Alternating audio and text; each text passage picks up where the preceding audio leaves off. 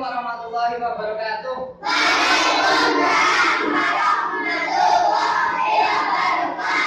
Nah, pelajaran hari ini ilmu pengetahuan alam.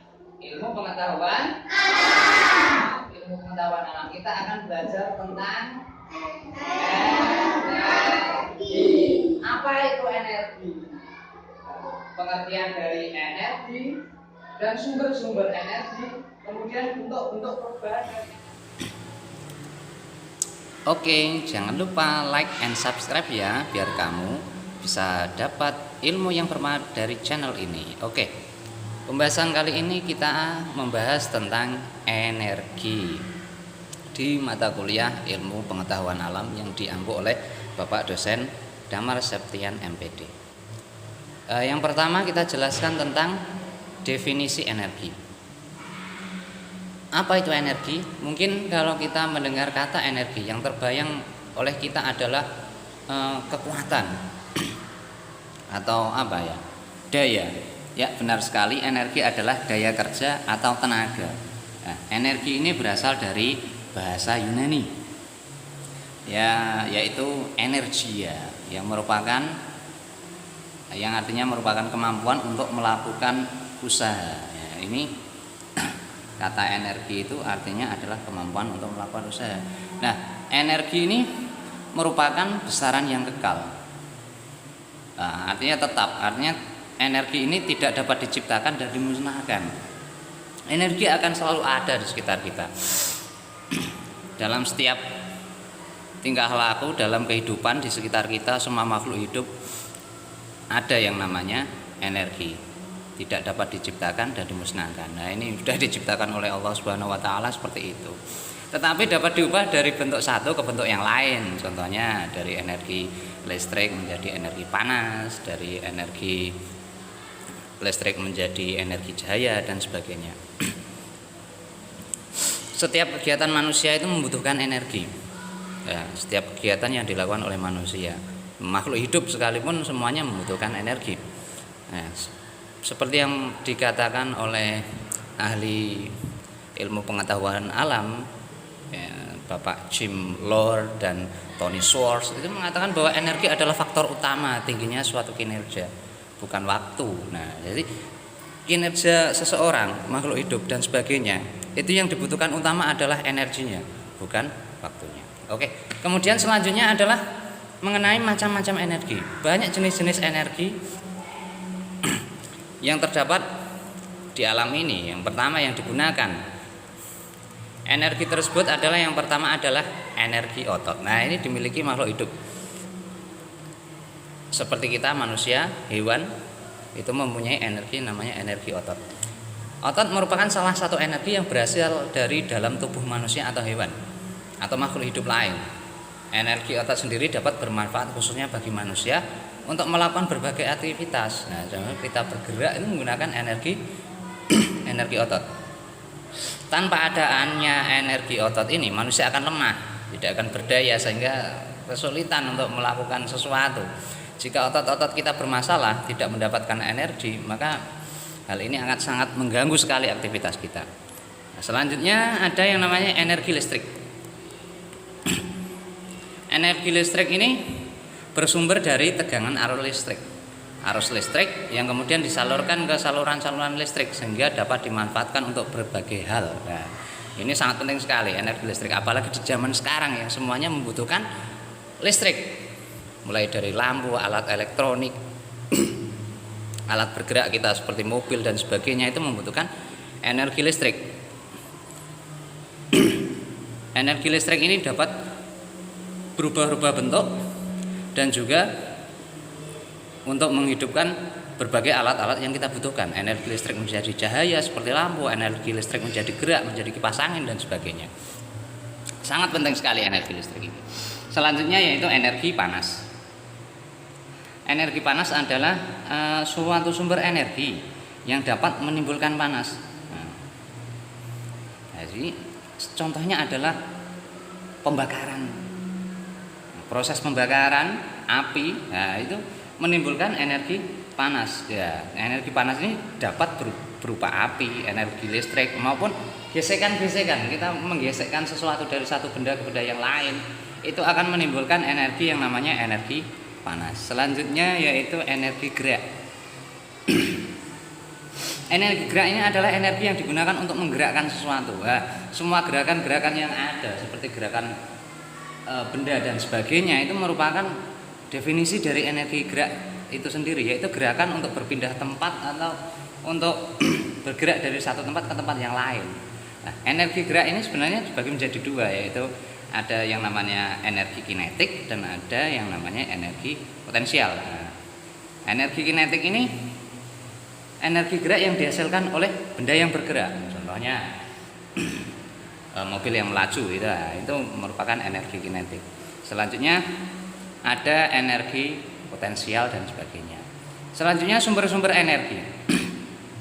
Sumber-sumber energi ini banyak sekali. Banyak sekali sumber-sumber energi. Ya, di sini kami sebutkan beberapa. Yang pertama adalah energi surya, atau energi matahari. Energi matahari.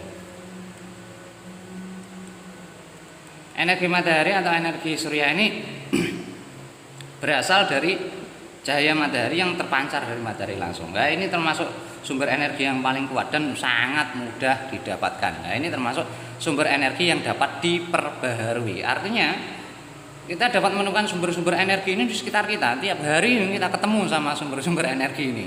Contohnya yang pertama yaitu sumber energi surya. Kemudian sumber energi angin. Nah, energi angin ini juga ada di sekitar kita, banyak sekali. Setiap Anda berjalan ketemu angin, nah itu energi angin. Angin itu sebenarnya adalah udara yang hangat yang datang menuju ke udara yang dingin, akhirnya menimbulkan pergerakan yang namanya angin. Nah, angin ini digunakan untuk menggerakkan sesuatu sehingga menimbulkan energi yang lain, contohnya kincir angin dan sebagainya. Kemudian selanjutnya ada energi air. Nah, ini juga penting sekali. Air dapat kita temukan di mana-mana. Air adalah sumber daya yang dapat diperbaharui dan terus diisi oleh siklus alam seperti penguapan kemudian menjadi hujan mengalir ke laut. Nah, itu semuanya menimbulkan energi, yaitu energi air. Selanjutnya yaitu energi biomasa. Yang paling umum dari energi biomasa itu apa sih? Kayu bakar. Wah, ini paling umum sekali energi biomasa adalah kayu bakar. Juga selanjutnya yaitu residu atau kelebihan-kelebihan dari produksi, contohnya ampas tebu, terus ampas-ampas yang lain, kompos dan sebagainya.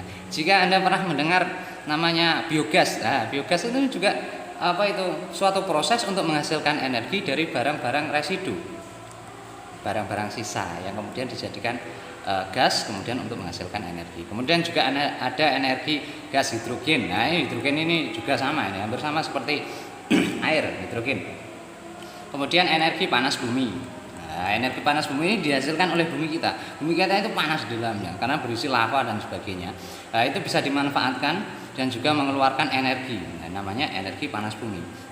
Hal ini pernah sampai sekarang juga masih digunakan. Itu daerah-daerah seperti di negara Islandia, terus Selandia Baru, Amerika Serikat itu menggunakan energi-energi seperti ini. Kemudian energi samudra. Wah, karena bumi kita itu terdiri dari lebih dari 70%-nya itu adalah laut, dan daratannya sangat sedikit sekali. Makanya oleh karena itu energi samudra ini sangat penting sekali dan sangat mudah ditemukan energi samudra ini. Karena ada kekuatan-kekuatan gelombang laut dari pasang dan surut itu sendiri menimbulkan suatu energi yang bisa kita manfaatkan. Nah, itu tadi beberapa sumber energi yang dapat diperbaharui, yang dapat kita temukan di mana saja, mudah sekali kita mendapatkan. Tinggal bagaimana kita memanfaatkannya. Nah, seperti untuk pembangkit listrik kita menggunakan tenaga surya, tenaga angin, tenaga air, atau tenaga panas bumi, atau bahkan ini sudah mulai ada yang merintis adanya sumber energi samudra yang digunakan untuk pembangkit listrik. Nah, itu tadi sedikit tentang sumber-sumber energi yang dapat diperbaharui. Selanjutnya yaitu sumber energi yang tidak dapat diperbaharui. Nah, energi yang tidak dapat diperbarui, sumber-sumber energinya itu umumnya adalah bahan-bahan bakar fosil. Nah, sumber-sumber energi yang berasal dari dalam bumi, contohnya minyak bumi, gas alam, batu bara dan sebagainya. Itu merupakan sumber energi yang sebenarnya sangat vital sekali dan kita gunakan setiap hari, mungkin seperti bensin, minyak tanah, kemudian LPG, batu bara. Wah, itu sangat tidak asing sekali dengan kehidupan kita. Tetapi ini adalah sumber energi yang tidak dapat diperbarui, yang dihasilkan beribu-ribu tahun yang lalu di dalam tanah, sehingga baru kemudian kita ambil, kita gunakan. Dan ini sangat terbatas sekali sebenarnya, walaupun jumlahnya memang sangat banyak, tapi ini akan habis. Nah, makanya kita harus memanfaatkan energi yang tidak dapat diperbarui ini dengan sebaik-baiknya, dan juga mulai berpikir untuk beralih memanfaatkan energi yang diperbarui, yang dapat diperbarui semaksimal mungkin.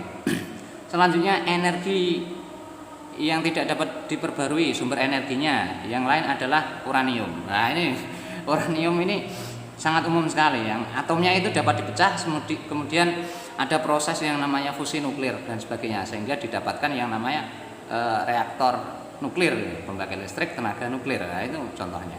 Kemudian kita akan membahas tentang bentuk-bentuk perubahan energi. Energi itu seperti yang telah kita bahas tadi, energi itu kekal, selamanya ada, tetapi dia dapat berubah bentuk dari bentuk satu ke bentuk yang lain. Nah, seperti apa perubahannya? Itu yang pertama yaitu kita contohkan perubahan energi listrik menjadi energi gerak. Dapat Anda mengambil bayangan seperti apa listrik menjadi energi gerak? Mudah sekali. Anda melihat kipas angin yang ada di rumah. Nah, itu Anda colokkan ke colokan listrik, jedet. Nah, kemudian kipas itu akan bergerak. Nah, itu ada perubahan di sana dari energi listrik menjadi energi gerak. Kemudian ada energi listrik menjadi energi panas. Contohnya apa? Banyak sekali, microwave. Nah, atau pemanggang listrik. Kalau di rumah, ibu rumah tangga pasti tahu ini. Nah, atau yang lain, apa? Seperti penanak nasi, ya itu adalah energi listrik menjadi energi panas. Nah, ini sangat mudah sekali teman. Kemudian energi listrik menjadi cahaya. Apa itu? Wah, yang tiap malam kita lihat. Yaitu